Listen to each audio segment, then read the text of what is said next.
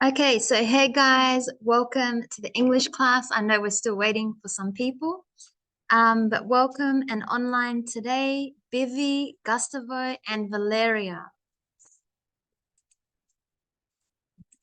So I hope you all are well.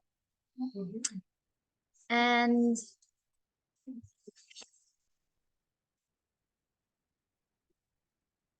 Bivi, hi. So good. Hope we're all well and ready to get into learning some English. So we've been looking at using the past simple to talk about past events, things that happen in our life, but in the past.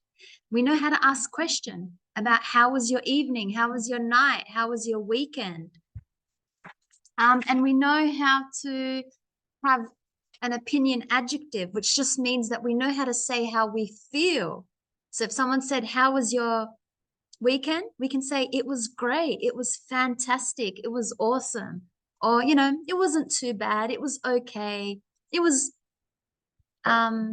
fine. So that's what we've been doing, and we're just going to continue it.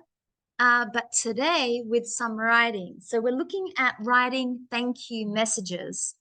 So maybe, for example, you were invited to someone's birthday. Maybe you were invited to someone's wedding, someone's engagement. Maybe you were invited to dinner or to your friend's house, and you want to tell them thank you, but we want to write it in a message. So that's what we're going to do today. We're going to look at writing thank you messages or thank you notes. Hi, Sylvia. And not just writing thank you, but knowing if we need to write formal or informal, casual. So if I want to say thank you, it depends. Is it to my boss because I have a job and I want to thank him? Or is it to a friend because they invited me to their house for dinner, or they brought me a present for my birthday? So I need to know a formal way of speaking and a casual way of speaking. So that's what we're doing today. So let's get into it. So writing thank you messages. So we're in our book, 77, page 77. And thanks. So writing thank you messages.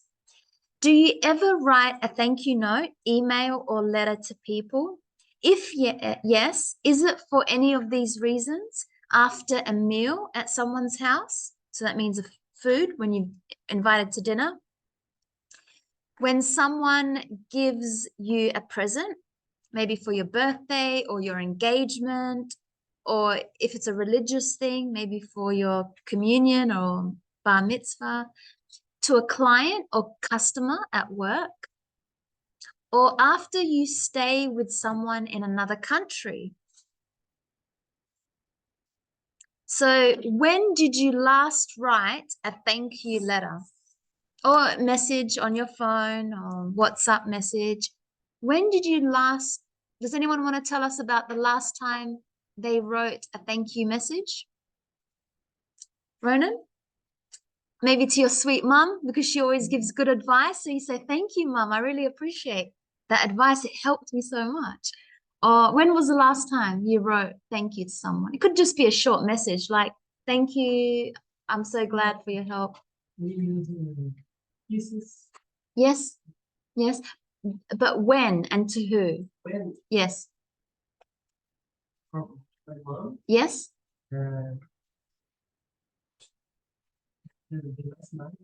Last night. There's no at the, yeah. So I sent a thank you message to my mum last night to thank her for why? To thank her for. Oh, look how beautiful. So there wasn't any particular or specific reason, just to say thank you, mum. I appreciate you. And you usually put besos, which means like kisses. Yeah. So it was just a simple, short message for no reason, just to appreciate someone in your life. So that's very good. Anyone else send a thank you message? Like I said, it could just be a short message or maybe a very long one. It could be that you wrote it using social media or you wrote it on a piece of paper. Yes, thank you message. Yes, a thank you message. Yeah, to who? My family, my friends. Saturday Yes. has my Saturday birthday. was. Oh, so on Saturday it was your birthday.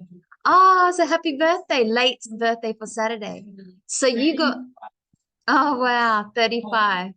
So that's a good reason to tell people thank you. Maybe they sent you messages, happy birthday, they wished you well, or you received presents. Yeah. Yeah. Yeah. Or they made a night for you, you know?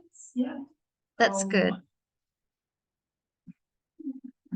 So you were telling people thank you, thank you. Yeah. That's good. So for a birthday, good. So you can see that there are many reasons. Maybe someone came to your house to help you with something.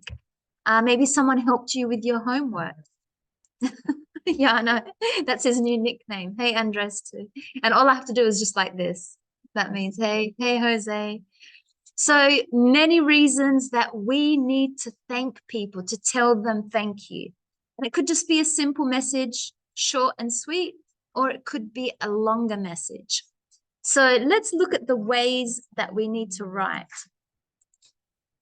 So if we have here, we've got some cards.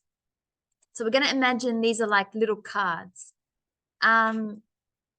It could be an email or a letter. So if you remember, we have learned from a few lessons ago how to write an email. If you remember in your last test, a lot of you lost points because you didn't follow the structure. You didn't write, hi, Mariana, comma, introduction, ending, regards, Mario, your name. So you didn't follow the structure.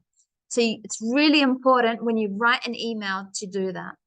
So that's what we did a few lessons ago, but now we're doing letter writing and saying thank you in particular. So let's read the first one. So why, before we read, we need to know why the writer says thank you in each one, A, B, C. So let's look at the first one. Try and make it nice and big. So the first one says, hi, thanks for coming to my party. And I really liked the present. It was a fun night. See you again soon. Love, Ginny. So why did Ginny write this message?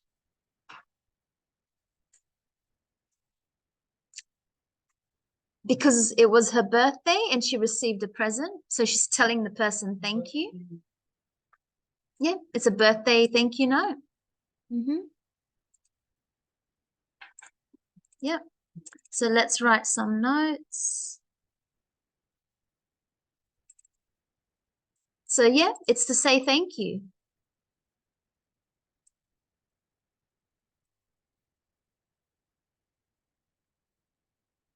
So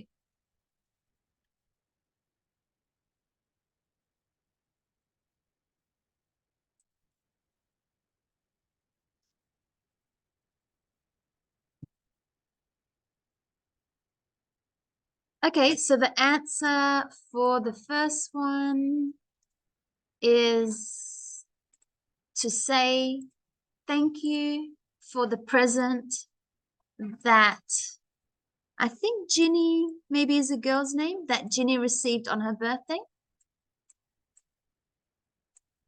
Okay, so we can say to say thank you for the gift she received, that she received. Okay, so why did Ginny write this letter? To say thank you for the gift, for the birthday gift that she received.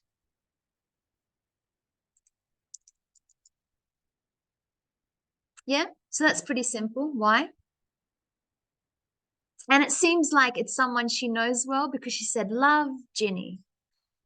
If she didn't know the person, she would probably say regards, kind regards, but it seems like she's very close to the person. And she said, see you again soon. So she must be very close. Love, Ginny. Okay, number B. So that was the answer to A. Let's see number B.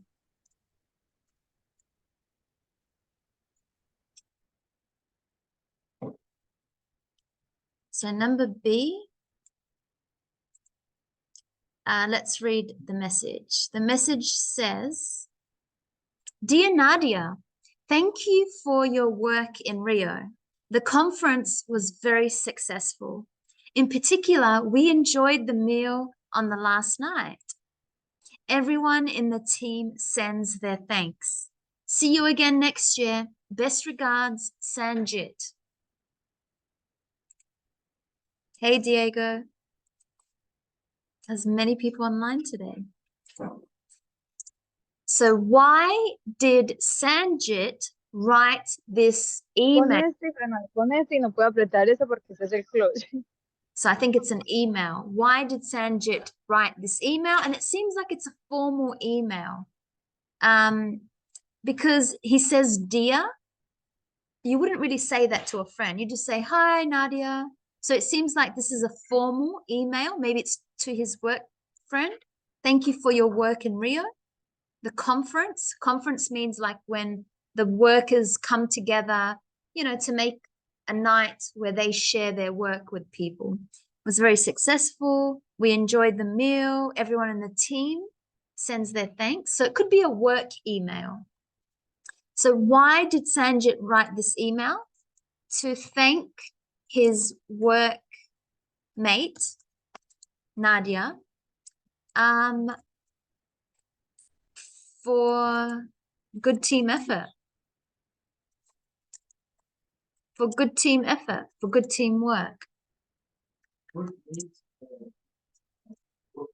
Yes, someone you work with, like, you know, the other teachers here, they're my workmates. So that's what a workmate is. So it's someone that you work with.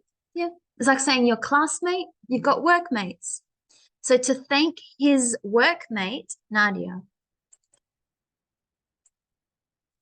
I think Diego's, you having bad connection? Because you keep coming in and out. And it's an email and it's formal. Did you notice that for number B? It's an email and it's formal language.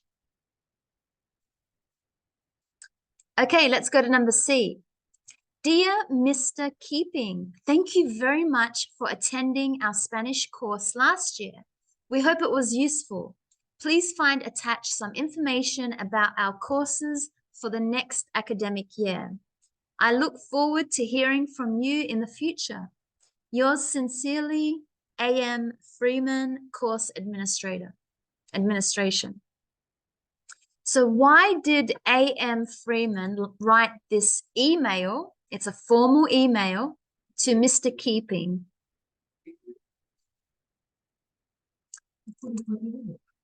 To thank Mr. Keeping for attending the Spanish course.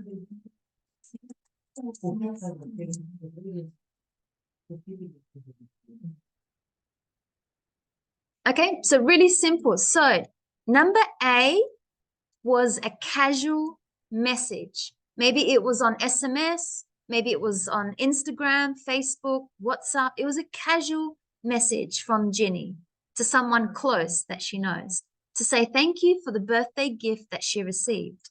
Number B is an email, a formal email. It's a work email.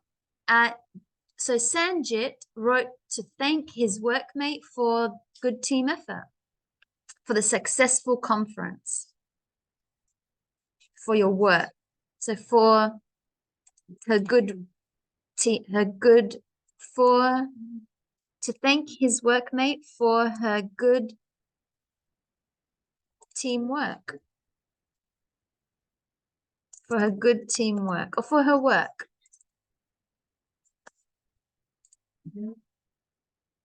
And number C is also a formal email. and A.M. Freeman wrote this email to Mr. Keeping to thank him for attending the Spanish course.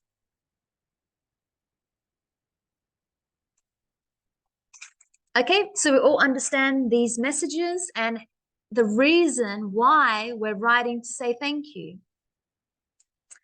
Okay, good. So, as I said, sometimes we have formal ways of writing and informal ways of writing. So if you look here, we have formal and informal expressions. So let's have a look. If I said in the introduction, hi, number A, that is informal, it's casual. So I'm just going to put, for number A, the introduction, she said hi. What about B? Dear. Yeah, you can write dear here. So for B, dear, for the introduction. And C, I think also said dear. Yeah. So dear and dear right here. How did they thank the person? Let's start with C. They said, thank you very much for ... Number A said, thanks. They just said thanks because it's casual. Thanks. So here I would write thanks.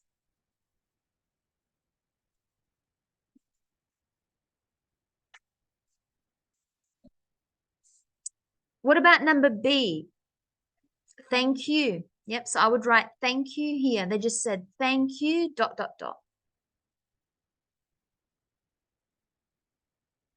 Or if you want, thank you for ...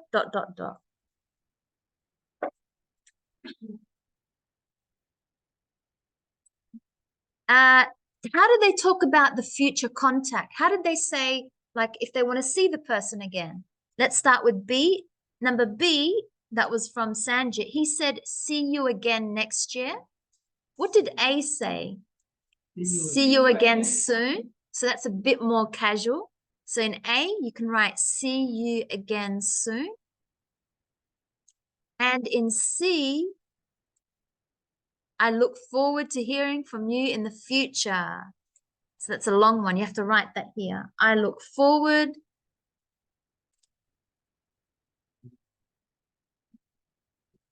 to hearing from you in the future.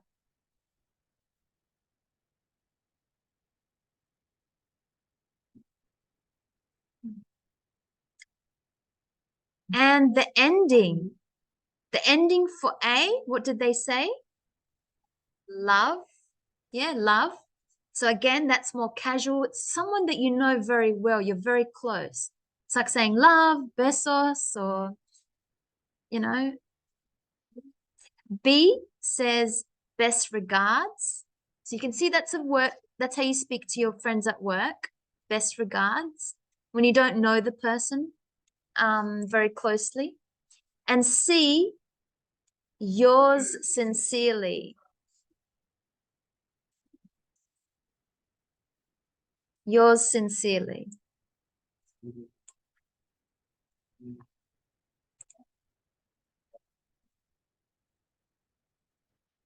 Okay, and which ones do we think is, which one, so number 3B, which one is formal and which one is informal? I think the first one, A, is informal. It's casual. Yeah? Between friends, or maybe that was a letter to her grandmother, her sister. It's informal, casual. It's someone they know very close. I think B and C are formal. It's to someone at work. It's to your boss. It's an email to a company for a job. It's an email, you know, to your English teacher, to your anything. So A is casual or informal. B and C are formal messages.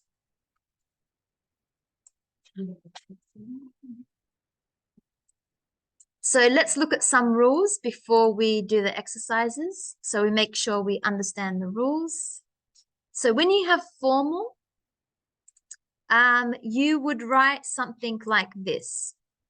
So formal could be to your boss, your teacher, to the course, to your workmates. So you start it with saying hi, dear, or good morning, and then you put the name, and then you put a comma. So it's very important. You have to follow this structure. Then you introduce the writing. So say why you are writing. So I would like to let you know that we have changed our class time. Or if it's to your boss, thank you very much for the opportunity to work. It's more common to say hi. Hello. No, hello. You can say hello. It's not very common. Hello, Maria. Yeah. It's not the most common. It's like you would say hi. Yeah, but it's not wrong. Okay, so here you're saying why you're writing to the person. So I'm writing to let you know about the new course, or I'm writing to let you know about that I can't come and see you. I can't come to the appointment. I need to cancel it, whatever. Or if you need to thank the person, you'd put it here. Then you write the future contact. So you'd write words like, looking forward to seeing you soon. I look forward to hearing from you. See you again shortly. It depends if you're going to see them soon, if you know or you're not. And then in the end, you would write regards. So you can pick one, kind regards or sincerely, and comma. So you need to finish the ending. And then you put your full name. So your name and your surname. So that's how you write an email, which is formal. And as I said, that's just some examples to who you would write. So you must follow that structure. It makes it nice and easy for the person to read it. And you can see that there's spaces. So you're not going to write one big paragraph. You're going to separate all the sections. And if there's a comma, make sure you use the comma. Okay, so that's how we write an email.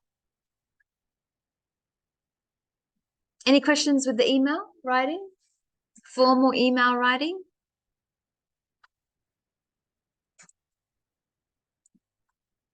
Let's put some color.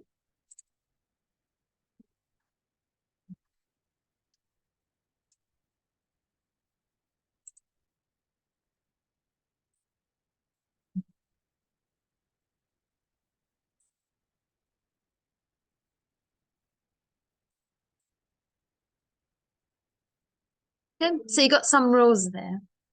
And in brackets, that's just examples. Okay, and you end it with your full name and surname. Now, how do we write a casual or informal letter? Maybe we need to write to a friend, to your parents, grandparents, your cousins, doesn't matter. This could be an SMS, it could be a text message on WhatsApp, Instagram, doesn't matter.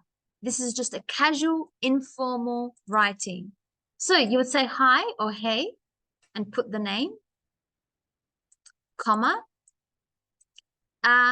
You would introduce the reason. So you'd say, do you want to go to the movies on the weekend? I found a great movie on the cinemas, or whatever the reason. Or maybe you want to say thank you. I just want to say thank you for helping me with my work the other day, whatever. Then you put the future contact. So do you want to see them again? You would say see you soon, something like miss you, or let's catch up soon. So again, it must be someone you're very close to. So you're going to use those endings, not look forward to see you again, because that's too formal. And the end, You say love, best wishes, take care, or how do we say, what do you end it with? B-E, I, or B-I? E-E-I, J, J? yeah, O, Yeah. yes. Kiss, Ah, kiss. yes, kisses. Yeah, kisses. Bello, bejos, beijos, beijos. Because in Spanish, the J is a H. Yeah. In Portuguese, the J is a J, is a J. So yeah, so that's how we end it for casual. Rival. Okay, Rival. what's that? Rival. Enemy. Opponent. Oh, yes, yes. Depends on name. Yeah, kiss of death. Yes. We say the kiss of death. And then you just put your name. You don't need your surname, only your name. So you just write Ronan. So that's a casual message to someone. So again, the reason why you are writing, or to thank them. Maybe you need to let them know about, I'm letting you know that I'm going to have a birthday party. You are invited. I'm going to let you know that whatever reason. Any questions about the casual writing structure? Yeah, pretty simple. Okay, let's do this. Now we are going to practice writing. And we have some examples from our textbook. So we've got A, 1, 2, and 3. So question 4.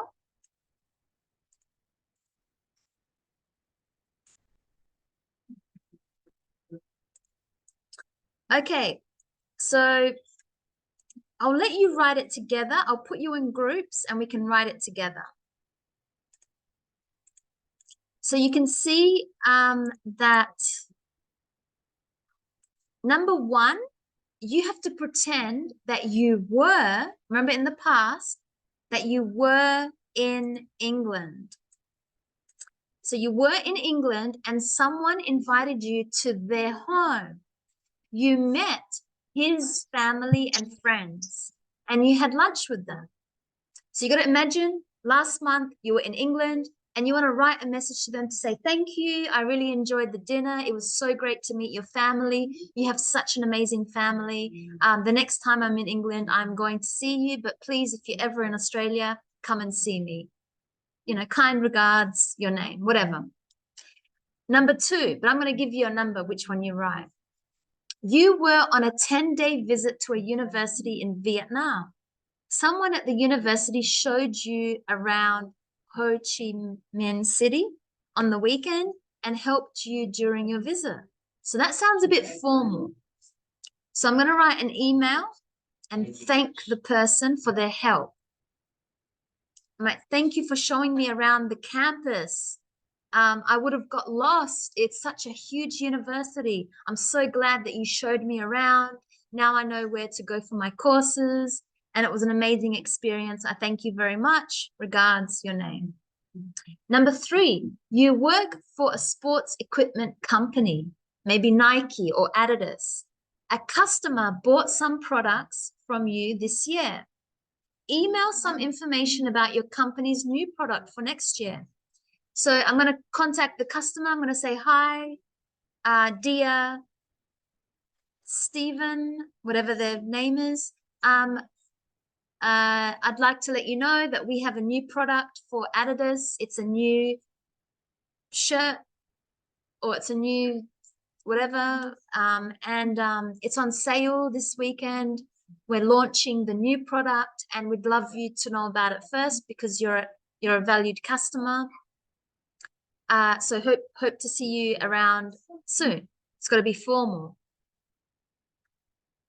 Okay, so let's go into teams and you can write it together. So you're helping each other. And then you're going to upload it to Padlet so I can check the English there. Okay, so let's do that. Get into pairs first. Okay, so let's check. I can see that the first one was Gustavo. So it's a little bit short. But it says, "Hi, Edward. I am excited about your invitation. I will bring a wine to share with your family. See you soon. Best regards." Which one did you do?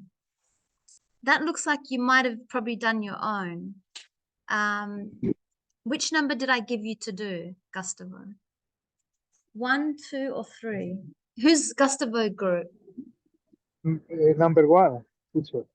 Number 1. So you were in England and someone invited you to their home. Okay.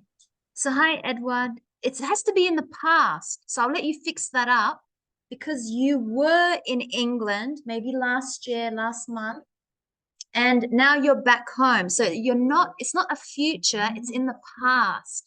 You're writing to say thank you to someone. Is that your group? Yeah. So you need to fix it up, and it's a little bit short, but maybe give more details. Yes. Okay, so fix that one up, Gustavo. Okay, let's look at this one, Ronan and Fernando. Which number did you do? 1. So you were in England. Hey, Richard, just wanted to say a big thank you. That's good. That sounds common, natural language. Yes, I just wanted to say a big thank you for the amazing lunch we had in London. The food was delicious. You remember it was in their home. I might just say at your home, because in London, maybe it was in a restaurant, or it doesn't sound like, you're saying thank you, it was in your home. So I might change it. So, hi, hey, Richard, just wanted to say a big thank you for the amazing lunch we had at your home. Yeah, remember it says at your home.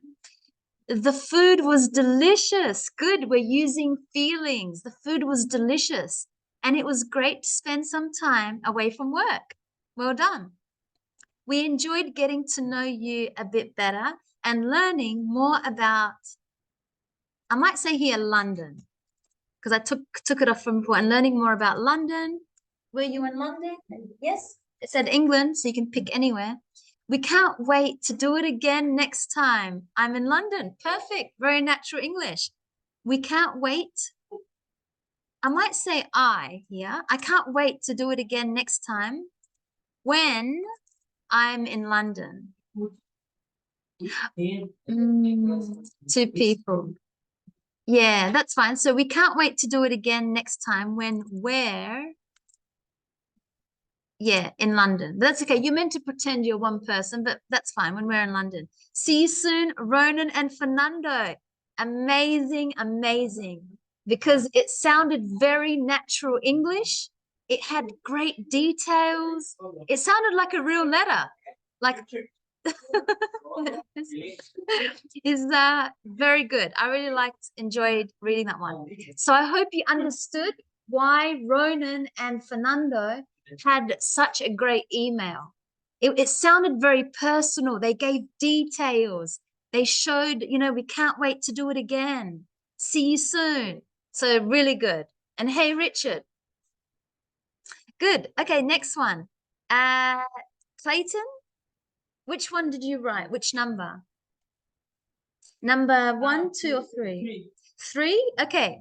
So, dear Mr. Julian, thank you for purchasing our products, especially the football boots made especially for you. It's not really nice to put 2 words in the same sentence. 2 of the same. We got especially. It's not really nice. So we need to take off. Dear Mr. Julian, thank you for purchasing our product, the football boots, which were made especially for you. Good.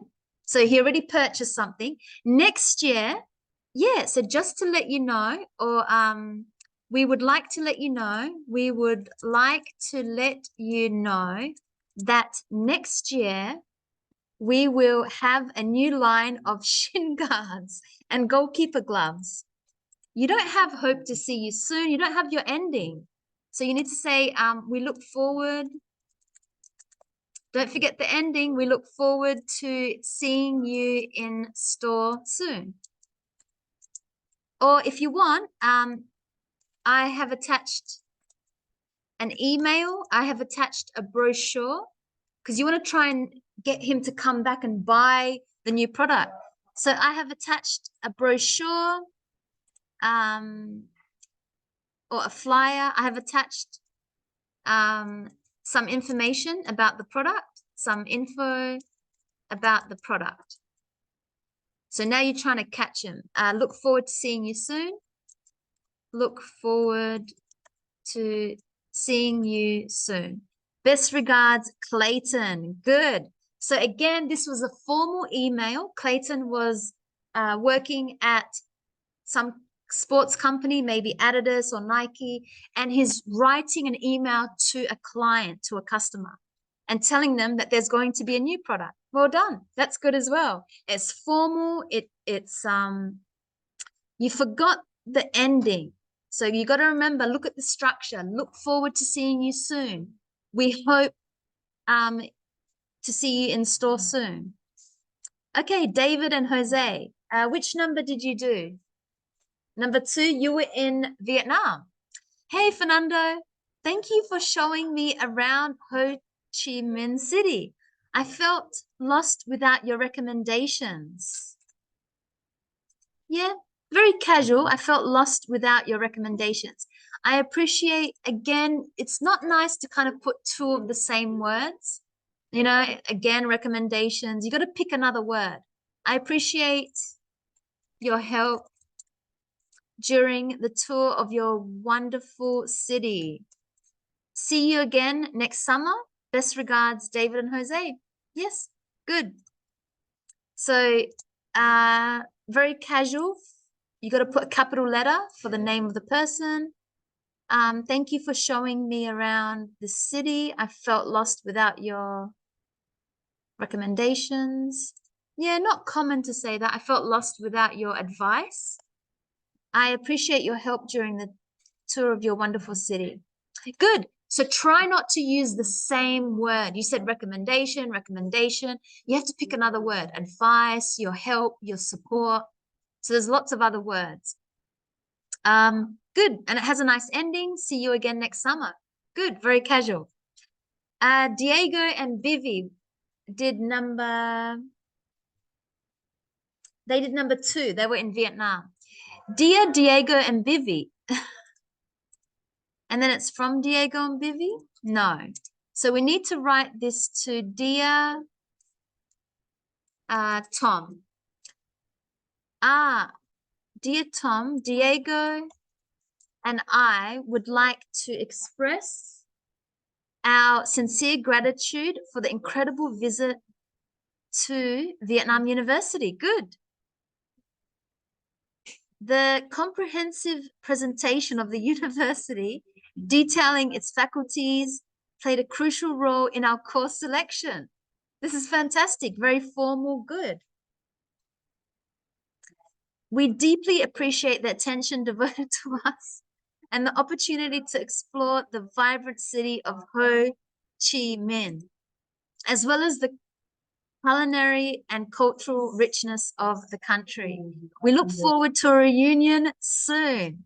With gratitude, Diego and Vivi. Yes, I love this one. This was a formal one. So it seems like Diego and Jose was casual because it was to a friend that they knew. But I like also what Diego and Vivi did. They made it formal. So maybe they didn't know the person, Tom, and it sounds very formal. Good writing. Jessica and Valeria. Which number? Also in Vietnam. Dear John, thank you very much for all the help you provided during the days I spent at, I might just say the name, at Ho Chi Minh University. So it's always nice to put the name of the university. I also wanted to thank you for taking the time to introduce me to the city. Full stop. The place is fantastic. Full stop. Make sure it's full stop, not comma. I had a lot of fun. Hope to see you next year. My sincere thanks, Jessica, comma, and Valeria. Well done. I like that one. Really good. So again, nice introduction, nice body, nice ending, and good. Perfect. Let's do these last two. So who wrote this one? Andre? Oh, Andre. Hi, Henrique. Which number is this? Number 3. Thank you for your purchase at Tom Sports. Good. I like that he pretended and made a company name, Tom Sports. We have another product in stock that may interest you. Good English there, that may interest you. I would put a full stop and not such as. I might write, these include boots, shirts. What's that word there? Cleats? Boots, shirts. Not sure what that word is. Socks and shin guards. See you soon. It's a bit casual for a customer. Could you see how he shouldn't write see you soon to a customer? He should say, we look forward to seeing you in store soon. Regards, you didn't have an ending, Tom, and then Tom Sports. You really, even if you are putting the company name, you can't just put the company name. You need to put your name. So Tom, I might put full name because it's formal, yes. So Tom Almeida, Tom Sports. So good. That was really great. It was formal, and you need an ending and your full name because you are formal. Okay, last one. Who wrote this one? Wilda and Andres. What number were you? Number 2 as well? Okay. You were in Vietnam. No, you were number 3. Number 3? You don't say dear customer. You have to say the customer's name. It's because if I got an email like that, I would be like, they don't even care to put my name in the email. Very bad. Dear David, for example.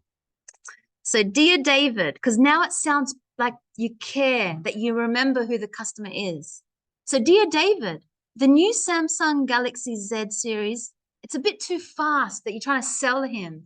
So you have to thank him. It says a customer bought some products from you this year.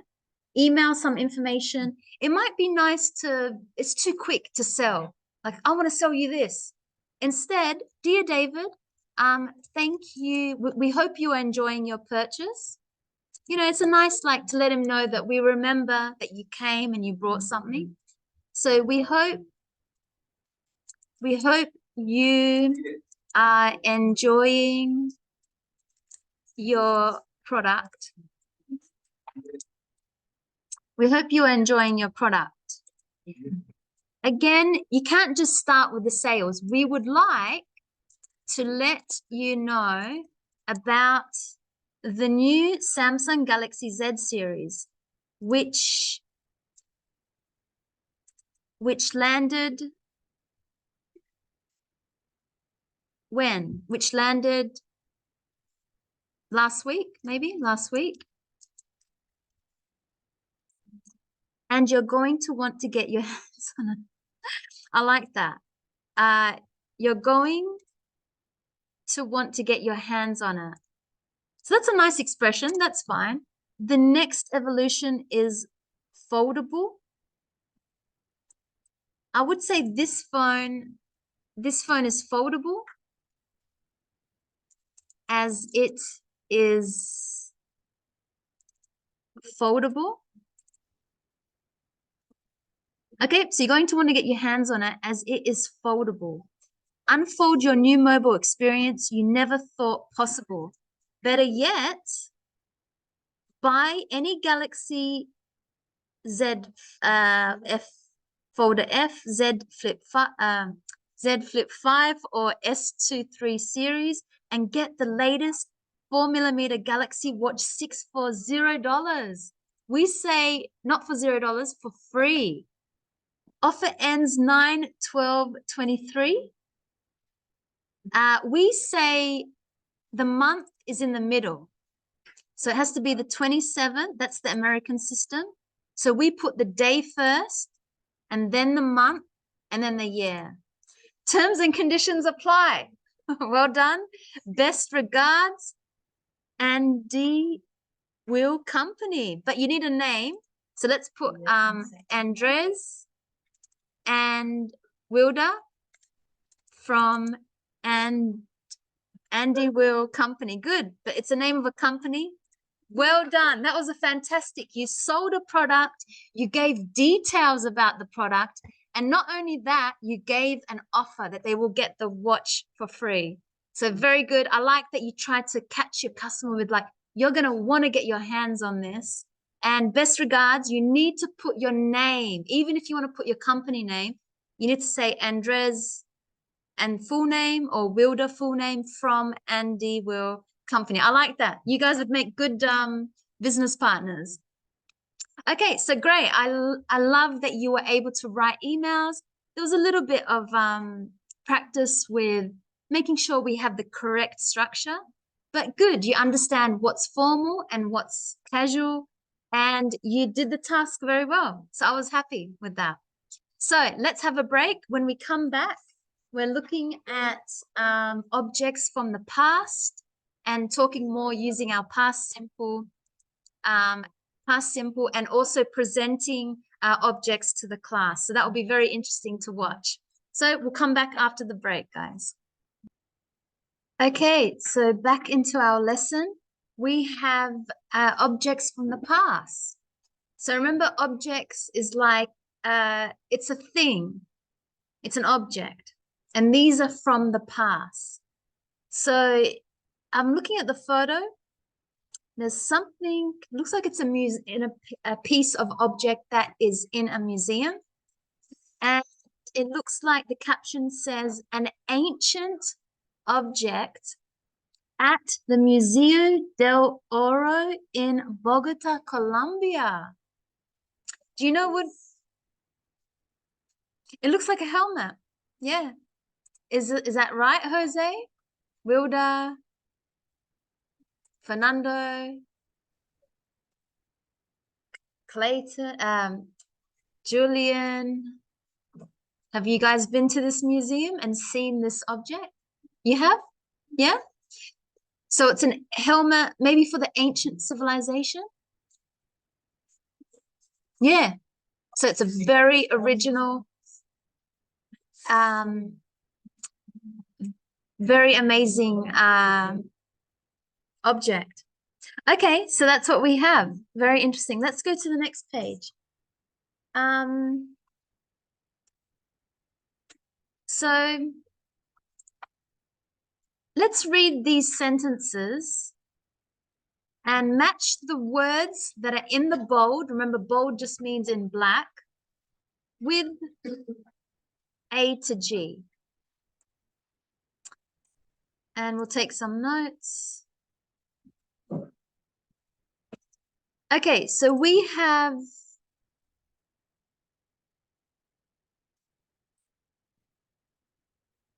put your new dress in the wardrobe. What does wardrobe mean?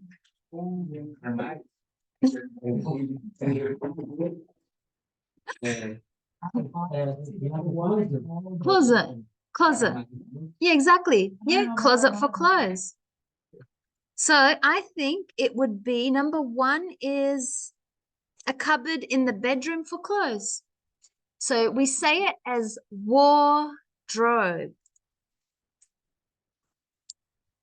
Okay, so yeah. Yes. So one G. Yeah. 1G. So put your new clothes in the wardrobe. Wardrobe means a cupboard in a bedroom for clothes. So G.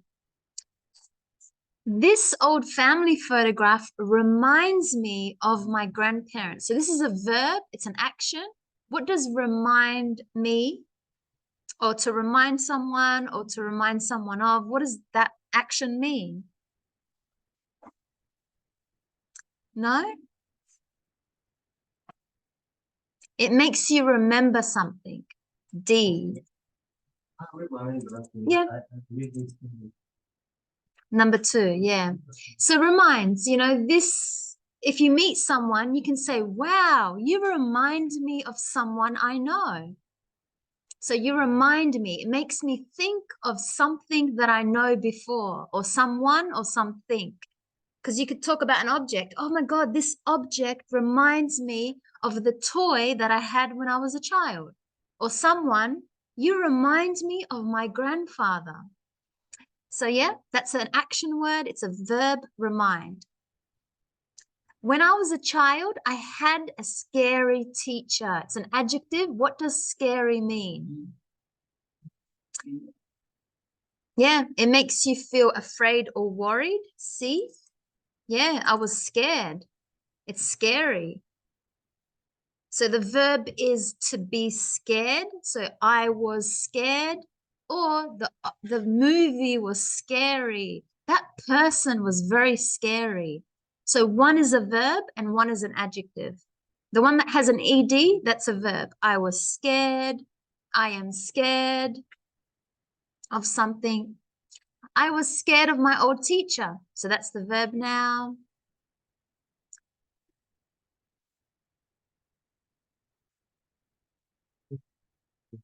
Bad is going to happen. Yes. B. So you're scared, you're afraid, you're worried that something bad is going to happen. This painting belonged to my father. What does belonged mean?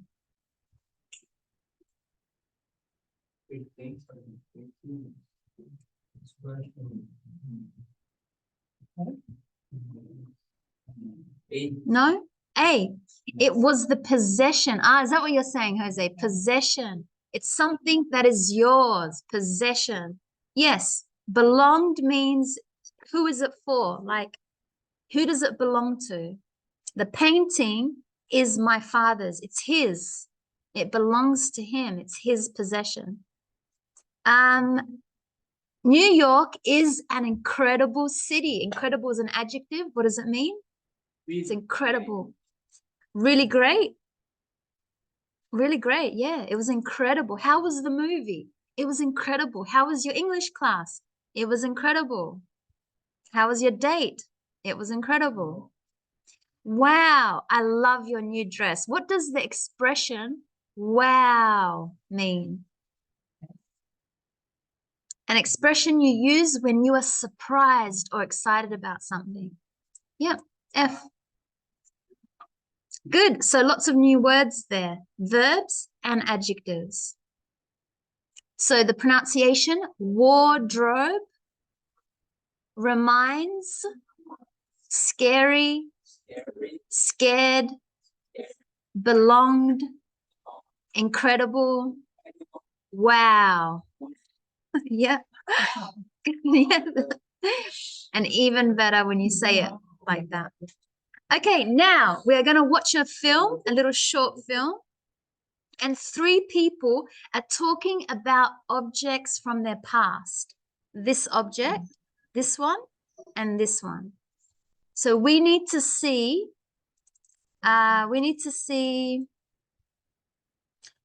which ones match the sentences that the people say about them. So 3 objects, 3 people speaking about 3 objects. Which of these sentences match the objects that the people in the video say? So we don't know yet. We have to watch the video.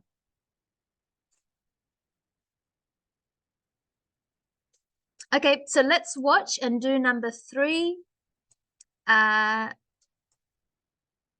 from hearing the video.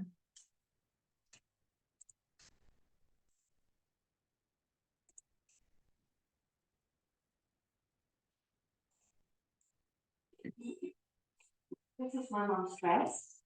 She was born in 1955 in Mexico, America. She got married in the 70s. So she moved this dress to wear the day after the wedding. She got married in the summer, so it was very hot.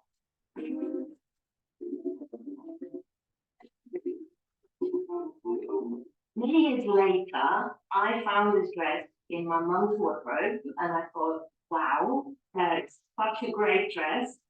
So I started to wear it a lot. And my friend asked me, wow, who's the designer? Where does it come from? It's very important to me because it reminds me of my mum, of my family, and of my home, where I was born and where I grew up.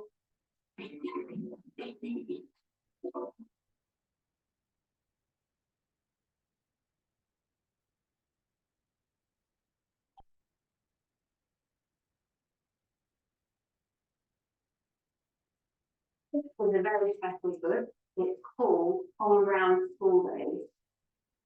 It was written in England in the 19th century, and it was my great-grandmother's.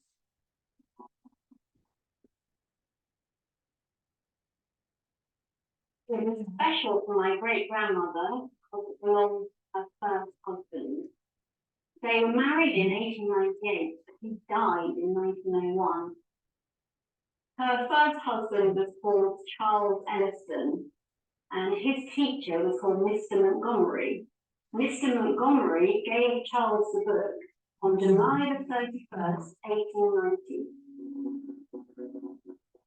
It was special to Charles as it was his school book, and then it was special to my great-grandmother as it reminded her of her first husband, Charles, and now it was special to me because it's a piece of my family history.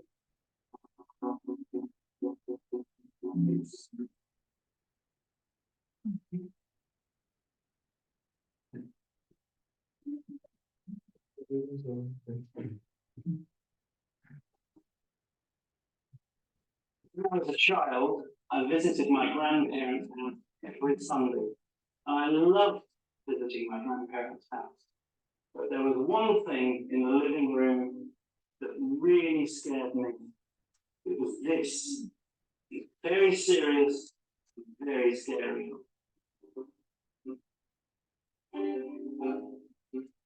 This is Dante. He was a writer from Italy in the 13th and the 14th century.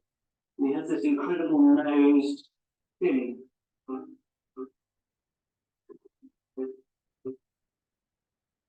Nowadays, Dante lives in my living room, and he still looks very serious, and he's a little bit scary.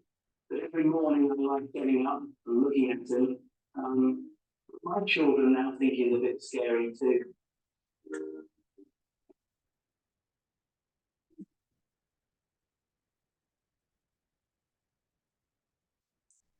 Okay, so who says the first sentence? I mean, which object is it about? It was his school book. Yes, so that's about object 2. Yeah, it was his school book. So for object 2A.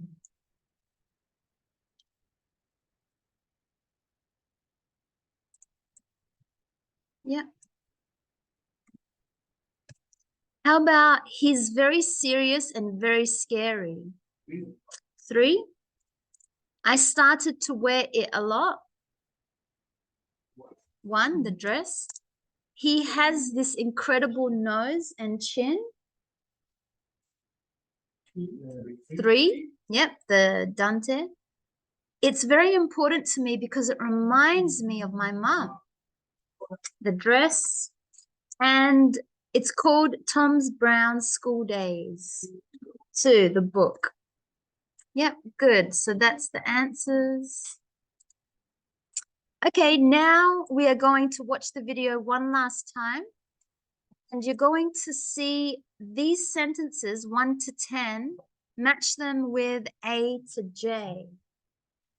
So remember we looked at time expressions? So time expression is when we talk about when.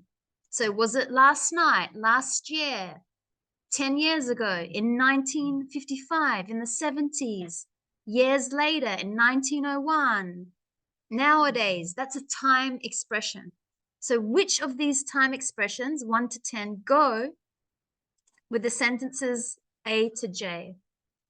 Okay, so let's watch the video again and do those exercises.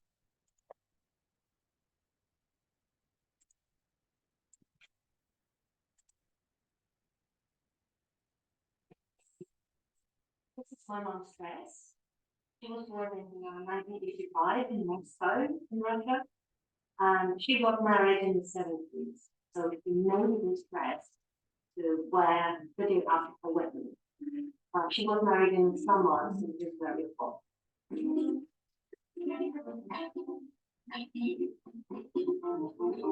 Many years later, I found this dress in my mum's wardrobe, and I thought, wow, it's such a great dress. So I started to wear it a lot. And my friend asked me, wow, who's the designer? Where does it come from? It's very important to me because it reminds me of my mum, of my family, and my home, where I was born, where I grew up.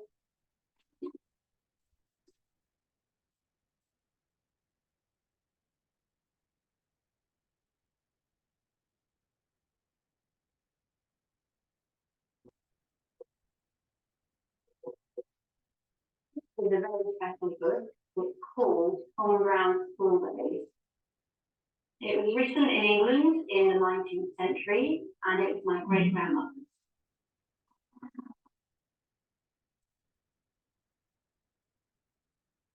Special for my great-grandmother was it belonged to her first husband.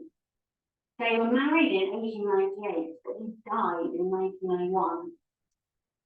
Her first husband was called Charles Ellison, and his teacher was called Mr. Montgomery. Mr. Montgomery gave Charles the book on July the 31st, 1890. It was special to Charles as it was his school book, and then it was special to my great-grandmother as it reminded her of her first husband, Charles. And now it is special to me because it's a piece of my family history.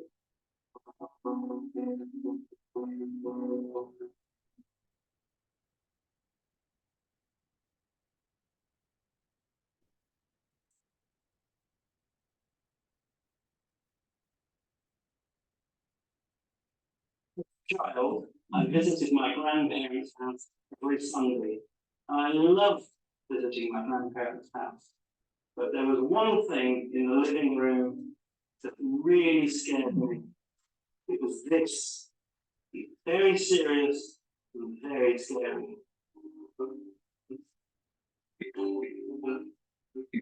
This is Dante. He was a writer from Italy in the 13th and the 14th century. He had this incredible nose and chin.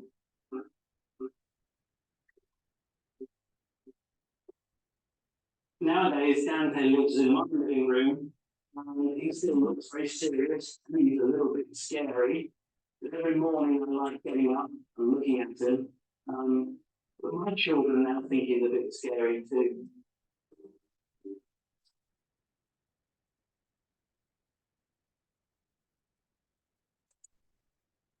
Okay, so we have the sentence, the first one, they did it for us. It says, in 1955, and that's with the sentence J. She was born in Moscow in 1955. So I think she was talking about her grandmother with the dress. So 1 J. Number 2, in the 70s, did anyone see which sentence that connected to?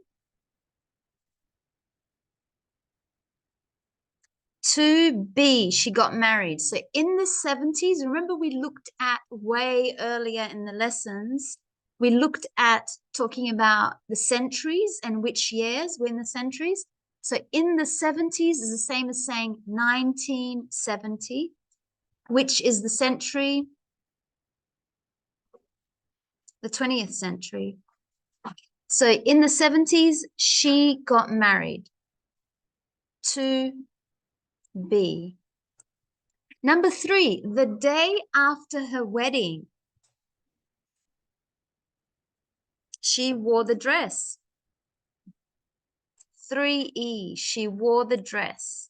So remember, 1 to 10 are time expressions. You must put these words before the subject and verb because these are all time. The day after her wedding, that whole 5 words is a time.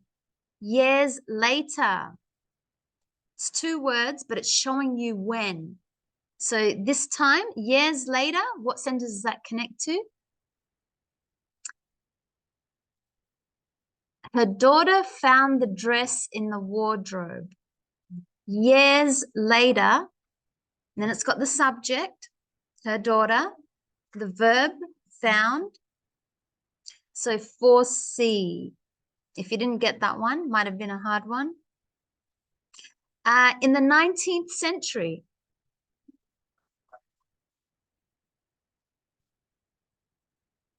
the book was written. Written, it's the past irregular of to write. Now, it's wrote, but because it's attached to be written, it's a different action than to write. It's to be written. So it was written, it is written, and it will be written. It's a different verb to write. I wrote, I write, I will write. And war is the type of the wedding. Yes. Okay, in 1901. Red water.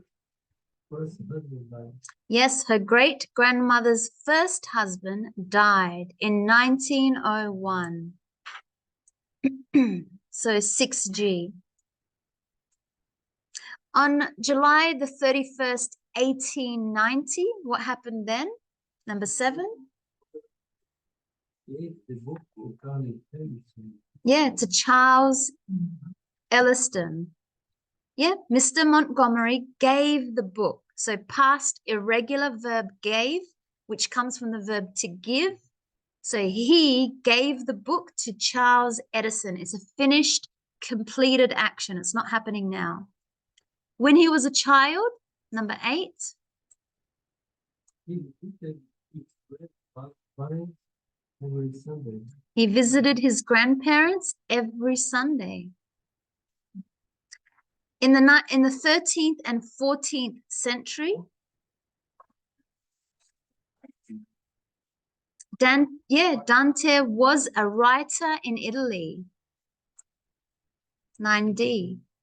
And the last one, nowadays, which means now, at this moment, currently. He lives in the living room. That object lives in the living room. Okay, good. So really what we're learning is time expressions, and time expressions are not just one word. I mean, look, this was 3 words. This is 5 words. This is 1, 2, 3, 4, 5, 6 words. These are all time expressions. They say when. They don't have a subject or a verb. They just say when. It's the same as saying yesterday, last night, last year. These are just a little bit more different because they give the year, they give the month, the date, and the year. They say when I was a child. They give the century. So time expressions go before the subject and verb. You can put them at the end. Like, for example, I was born in 1985, or, 1985, I was born. So sometimes you can put them at the end, but it's a lot better. Start your sentence with a time expression and then a subject and a verb. Okay, let's watch a little short video about vocab from the video. My mom's dress. So what is my mum's dress? Is it this, that, or these? If you remember, because she's holding it, it's close to her, this. Because it's not far away, it's close.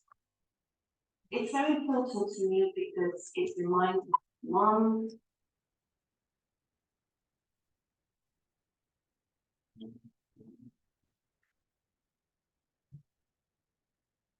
It reminds me of. So the verb is to remind you of. This is a very good.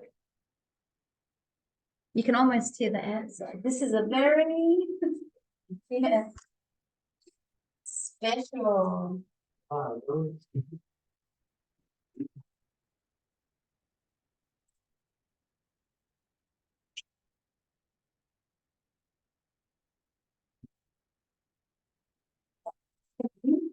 Of my family history.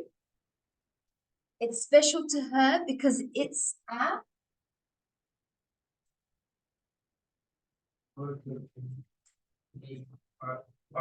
It's a P. Piece. You could say it's part of my family history now. Yeah, they both. So the verb is to look at something or someone. To look at, always to look at.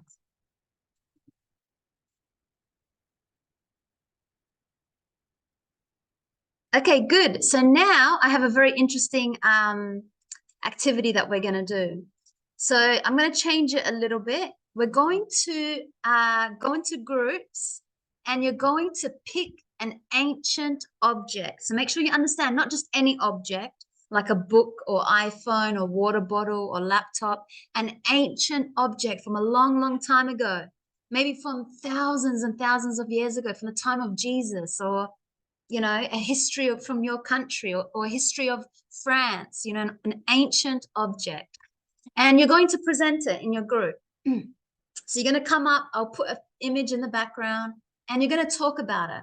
So we want to use phrases like, you know, this is, so when you're saying this is a painting by Leonardo DiCaprio, it's very important, special to me. Now, because I'm changing it and it's not really, you could just say it's very special or important to the Inca civilization because blah, blah, blah, blah. Or it's very important to Christianity because whatever, whatever. Okay, so it doesn't have to be why it's special to you, but why is it special to the people who used it?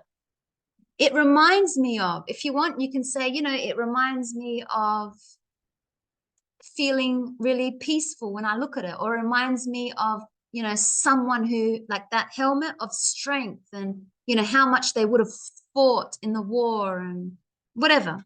These, if you want, this is just an idea. So these are just some words that you could use if you want. So you must say what it is. So when you present it, you must say, hi, everyone. This is a painting. I'll just do a quick one as an example. This is a painting of Mona Lisa, for example.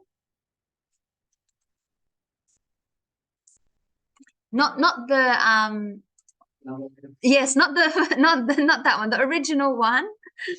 This is the original painting from Da Vinci, Leonardo da Vinci. So you need to say what it is. It's a painting. It's history. So this painting was painted in the year, blah, blah, blah, blah. I could say where it is. It was painted in Italy, where he started to paint, but now you can see it in the museum, wherever. You can talk more about the history. So what is it used for? Why is it important? Maybe you can talk about, you know, like an ancient, like, you know, rifle or something, you know, or an ancient, a knife, you know, or an ancient statue. That's an object, you know, some statue if you want. So you can pick lots of objects, and you have to say why it's important. So again, maybe it's not why it's important to you, but why is it important to the world? Why do people appreciate and love this object? Why is it very, very special? Okay, so you got lots of things to talk about.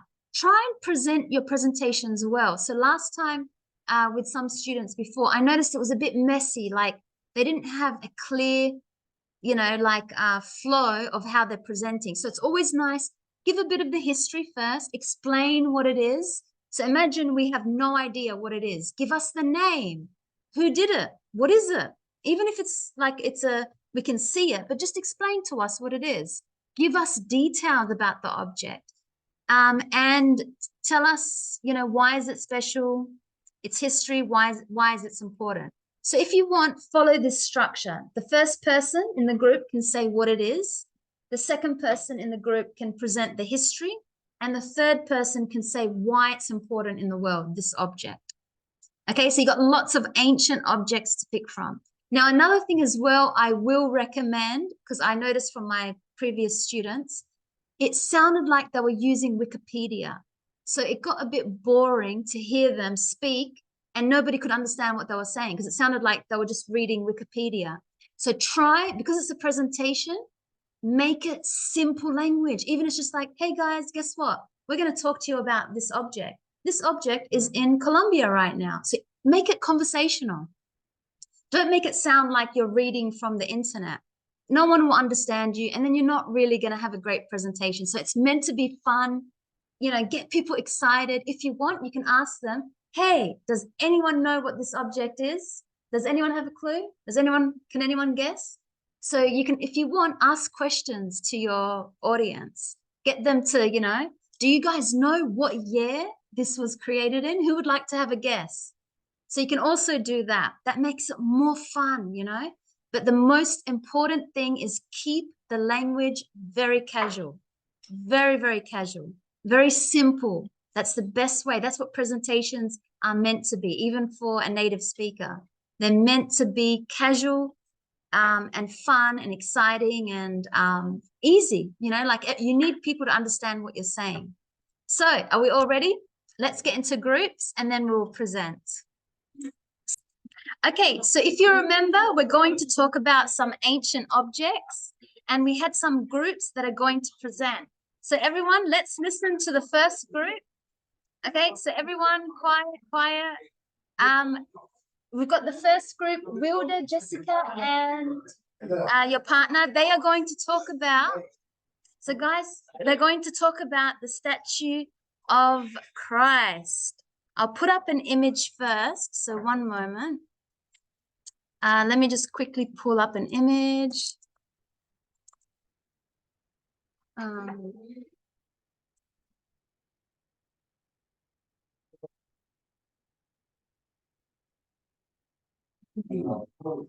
Beautiful. Okay.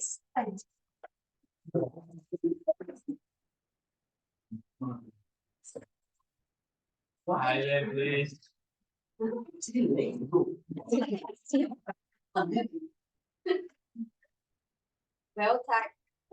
Talk about this statue of Christ the Redentor. Statue of Christ the Redentor. Of Christ. Christ.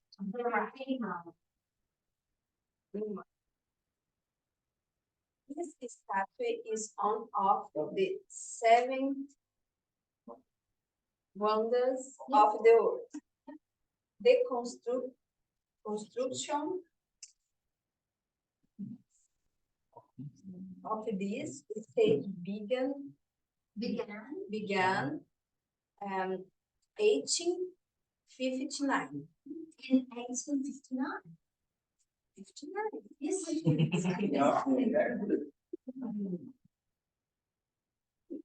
by the press Pierre Marie from the Catholic Church. Please, you want to say the name, please? Say the name.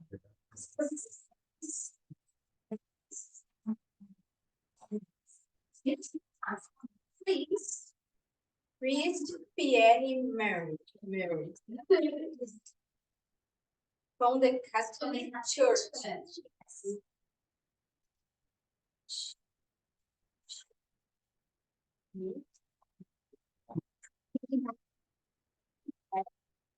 Of building A religious monument.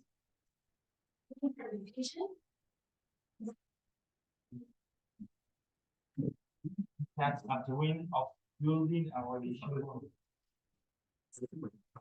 Today they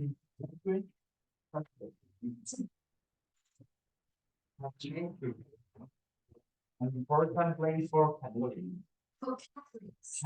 Catholics. Is visited by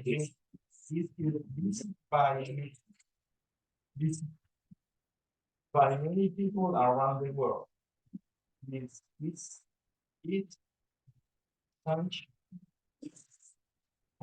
a beautiful and amazing statue.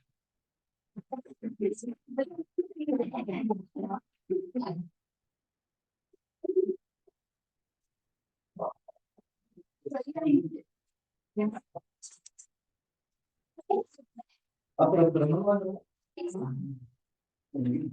no me empuja, ¿no? No, pero me mandé por el lado, pero Tell me what was your object again? I forgot. 14B.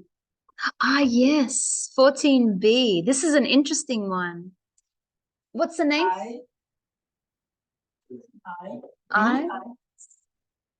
This. This is a very, very interesting ancient old object. Okay, so Clayton, Fernando, and Valeria have prepared a presentation about this object. Okay, so let's.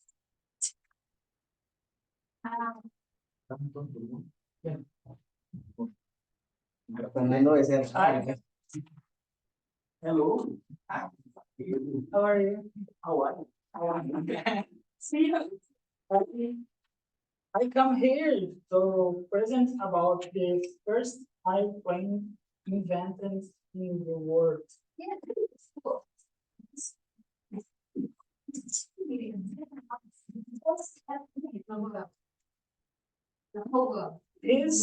His name is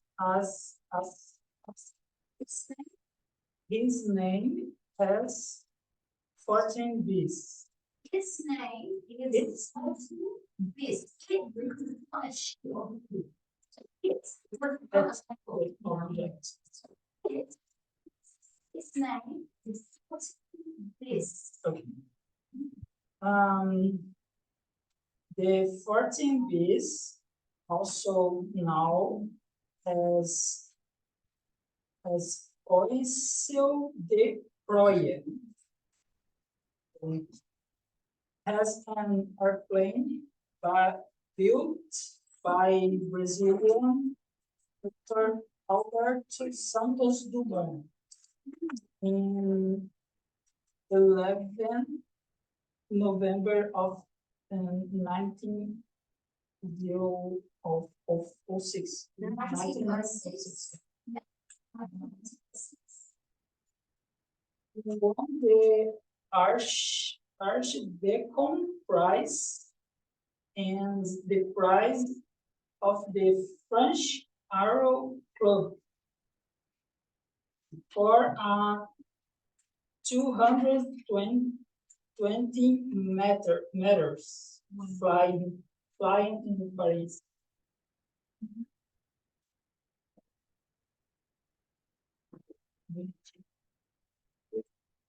pronunciation because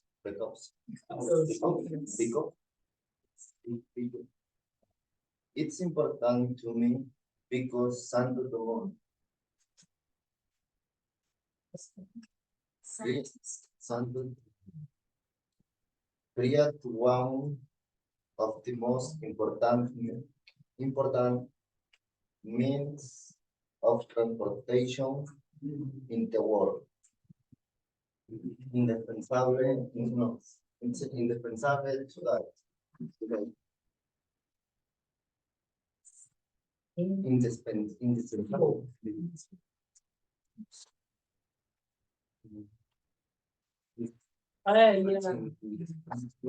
So that.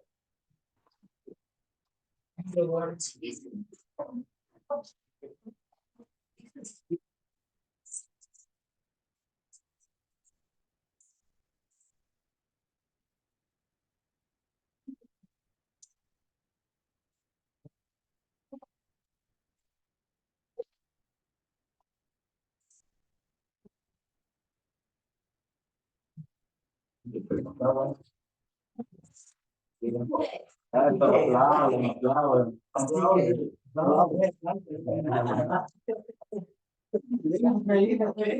Very interesting objects. You guys have chosen very well. And see you tomorrow. Don't forget the test tomorrow. What's your object called? How do I spell it?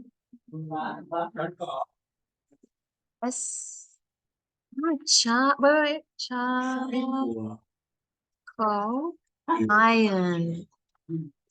This one, wow. Okay. So David and Silvio, and who did you have online? Or you had yes, he went. Okay, so presenting the charcoal iron. It looks like a very ancient old iron, the iron first. Okay. Pay attention. Hello, everyone.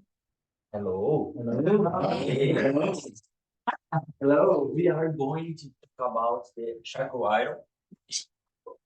Charcoal iron, yes. Is creating was creating the 5th century. The five, yes, yes, yes. Century. For China. In China, yes.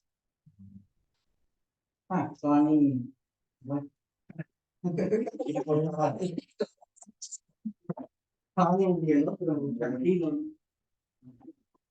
Many attributes we create of the charcoal iron, the China around the 5th century.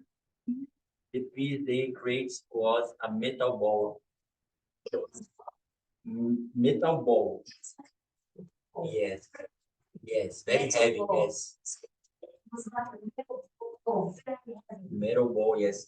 Where hot charcoal was placed. Yes. Yes. Yes. Yes. 5 minutes is already. Yes. Yes. And it's hands ivory hands use the move the ball over fabric.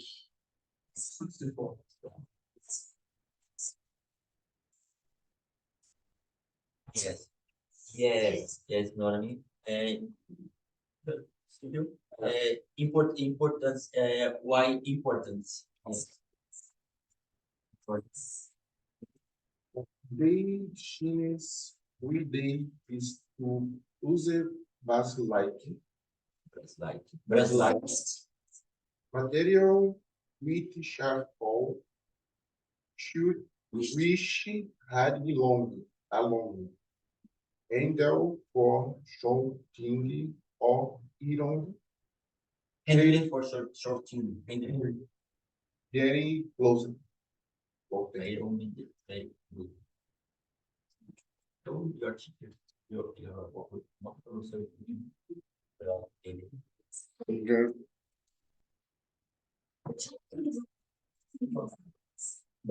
so come here. One question. Yeah. One question. one question, Fernando. One question.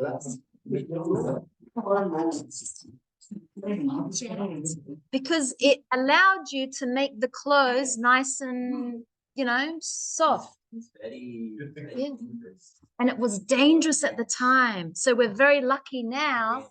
It's so much easier. It's electric. We don't have to. So yes, interesting. Charcoal iron from China. Okay, guys, so that was wonderful. I enjoyed that you were presenting.